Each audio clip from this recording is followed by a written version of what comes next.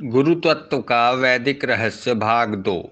सनकादि के तप प्रभाव से भगवान शंकर की समाधि में क्षोभ हुआ। वह जागृत अवस्था में आकर विचार करने लगे, ओह सनकादि मुनि कुमार गुरु के लिए सहस्त्रों वर्षों से तपस्या कर रहे हैं। उनकी अभिलाषा पूर्ण करनी चाहिए, उनकी भावना को परिमार्जित करना है। सनकादिकों को अनादि होने का गर्व है। वे विचार करते हैं कि सृष्टि में सबसे अनादि होने के कारण वे सबसे वृद्ध हैं।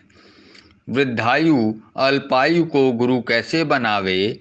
उनके इस भाव को मिटाने के लिए मुझे बाल रूप में दर्शन देना है तथा उनमें बैखरी वाणी की प्रधानता है। अतः परावाणी की जागृत करके स्वरूप स्थिति करवाना है। ऐसा विचार करके भगवान शंकर जी अपने आसन से चल दिए। स्फटिक शिला पर आसीन चारों वेद स्वरूप अग्नि सदृश तेजस्वी सनकादिकों के हृदय में आज विशेष रूप से आनंद की सरिता बह रही थी। उनका मन अभूतपूर्व विलक्षण सुखानुभूति कर रहा था। गहन ध्यान भी ऊपर उछल रहा था।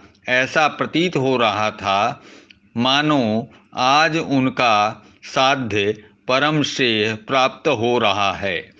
सहसा मुनियों के हृदय में एक शुभ्र धवल ज्योत्सना प्रकट हो गई। नेत्र खोलने पर भी वही चंद्रिका सम्मुख थी। सनकादिकों ने देखा कि सामने शिला पर परम शांति का साकार स्वरूप शत शत ज्योत्सनाओं एक साधनी भूत दिव्य ज्योति बालक रूप में उपविष्ट है। उन्होंने निश्चय कर लिया कि हमारी तपस्या से सद्गुरु का प्रकटीकरण हो चुका है। नेत्र वृत्ति से निकलकर सनकादि गुरु के चरणों पर गिर पड़े। सुध बुध विस्मृत कर एक अपार आनंद में डूबे। असंख्य वर्षों की साधनाएं सिद्ध हो गईं। वे भगवान भूत भावन शंकर की शोभा निरखने लगे। ज्ञान मुद्रा में सिद्धासनस्थ चंद्रवदन बाल रूप शंकर समुस्थित हैं। स्कंद पूरित जटाएं कामदेव की भस्म की विभूति से लावण्यमय शरीर विभूषित है। मुखमंडल पर मधुर मुस्कान की कीड़ा अरुण कमल नय कृपा की वर्षा करते हुए बाल शिव मौन होते भय मानो परावाणी से उपदेश कर रहे हों। कैलाश की मेखला में सरोवर के सम्मुख शांत वातावरण में प्रकृति के उन्मादिह्वास में हिम के वैभव विलास में स्फटिक शिला पर आसीन शिव की शोभा अवर्णनीय थी। स्वच्छ सरोवर में शिव समेत शंकर का प्रतिबिंब शिव की व्यापकता को द्योतित कर रहा था। कैलाश पर प्रकट शिव ऐसे प्रतीत हो रहे थे मानो जलमग्न तपस्या करने पर कैलाश के हृदय में ज्ञान का प्रकाश अद्भुत उद्भव हो गया हो। सनकादिकों ने आदि गुरु शंकर की मन ही मन स्तुति की और उनकी एक दृष्टि मात्र से शिव द्वारा दी जाने वाली परावाणी में उपदेश को श्रवण भाव से ग्रहण करते हुए चारों मुनि कुमारों ने गुरु के अरुण चरण नख ज्योति से अपने हृदय को दैदित्यमान बना लिया। कटी तट पर नागों से अवनद्ध बागंबर की शोभा से उनके हृदय में अपार साहस का प्राकट्य हुआ। नीलमणि सा दैदीप्यमान कंठ दर्शन से वे पूर्ण रूप से आश्वस्त हो गए थे। संसार का अविद्या रूपा विष पान करने वाले नीलकंठ अब हमारी अविद्या का विषपान करेंगे। भान पर धवल चंद्र की इंद्र रेखा की सुषमा विलोक सनकादिक शोक विमुक्त हो चुके थे। आत्मसमर्पण करने वालों को चंद्रवत शिव का शीर्ष स्थान प्राप्त होता है। यह विचार आते ही उन्होंने सद्गुरु चरणों में आत्मसमर्पण कर दिया।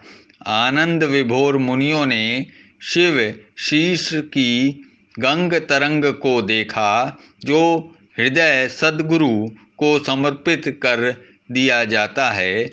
उसमें ज्ञान गंगा का प्रभावित न होना असंभव है। सनकादिकों के अंतःकरण में ब्रह्म विज्ञान के स्रोत्र फूट पड़ा था। ज्ञान तरंगणी लहराने लगी। वे अथाह अनंत अगाध आनंद सिंधु में निमग्न हो गए। परावाणी बैखरी रूप में प्रादुर्भाव हो गई। स्वयं शंकर ही तद्रुप हो सनकादिकों के हृदय में प्रविष्ट होकर उनके मुख से बोल उठे। चित्रम बट तरोर्मूले वृद्धा शिष्या गुरुर्युवा गौरुस्तु मौनम व्याख्यानम शिष्यास्तु क्षीण संशया। वे चारों मुनि कुमार सद्गुरु के पावन चरणों में गिर पड़े, परंतु भगवान शंकर तो अंतर्ध्यान थे।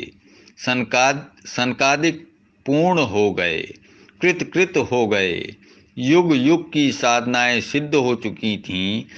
जीवन का साफल्यब्ध हो गया था।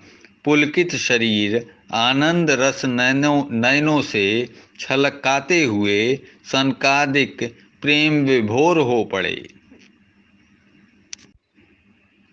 उन दिनों नारद विवाह की आकांक्षा में थे और श्री हरि ने उसमें विघ्न डाला था।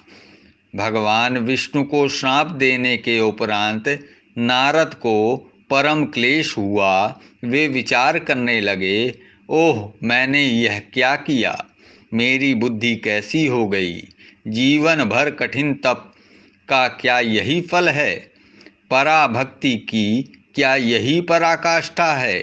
प्रभु ने मुझ अधम का उद्धार ही किया। मुझे हीन समझकर शरण में लिया।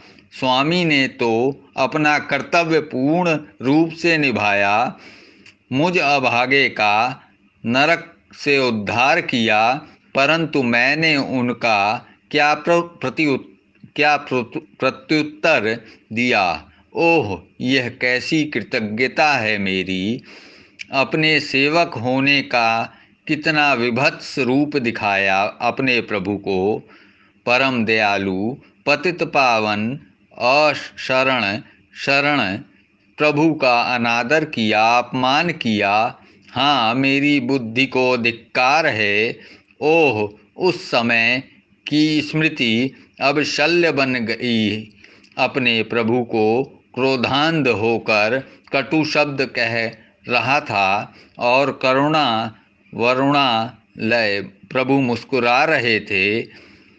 हाँ, उस मुझ पर प्रभु की तीक्ष्ण चक्र क्यों नहीं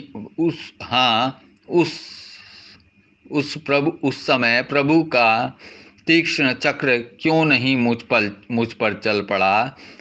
आज मुझे मेरे हृदय में संताप की ज्वाला जलती दिखाई दे रही है। इस प्रकार परम उद्विग्न होकर नारद जी उत्तर दिशा की ओर चल पड़े। नारद जी के हृदय में अशांति का सागर उमड़ रहा था। उनका मन शांति के लिए व्याकुल था। यद्यपि वे परम विद्वान और वेदों के ज्ञाता थे, ऊंचे पर्वत की श्रेणियों पर भटक रहे थे। शांति की खोज में शिथिल शरीर का भार संभल न पाने के कारण डगमगाते हुए चल रहे थे। तभी कहीं दूर पर उनकी दृष्टि को एक आधार मिला। तुर्यावस्थित सनकादिक मुनि कुमार आनंद लहरों में सराबोर लहराते चले आ रहे थे। अपने स्वरूप में स्थित सनकादिकों के मुखमंडल पर परम शांति छाई हुई थी। नारद जी ने देखा और पहचानने पर उनकी ओर दौड़ पड़े। कुछ क्षणों में सनकादिकों के चरण नारद जी के आंसुओं से धुल गए। सनकादिकों ने नारद को उठाकर हृदय से लगा लिया और बोले, भक्त वत्सल नारद, आज यह दशा क्यों? संगीत की स्वर लहरों में करुण क्रंदन कैसे? मधुर मुस्कान के स्थान पर अश्रुधारा क्यों? सनकादिकों के कथन से नारद जी ने अधीर होकर रोते रोते अपनी व्यथा सुनाई। सनकादिकों ने मुस्कुराकर कहा, हे नारद, तुमने शरण प्रभु का आत्मशेष बनाकर उपासना की, अर्थात उन्हें अपना ही माना। उसी के फलस्वरूप तुम्हें दुख प्राप्त हुआ। जिस समय तुम परम प्रभु को आत्म रूप का शैषी बनाकर उपासना करोगे, उस समय तुम्हें पूर्ण शांति प्राप्त होगी। नारद, तुम धैर्य धारण करो, अवश्य ही तुम्हें परम शांति की प्राप्ति होगी।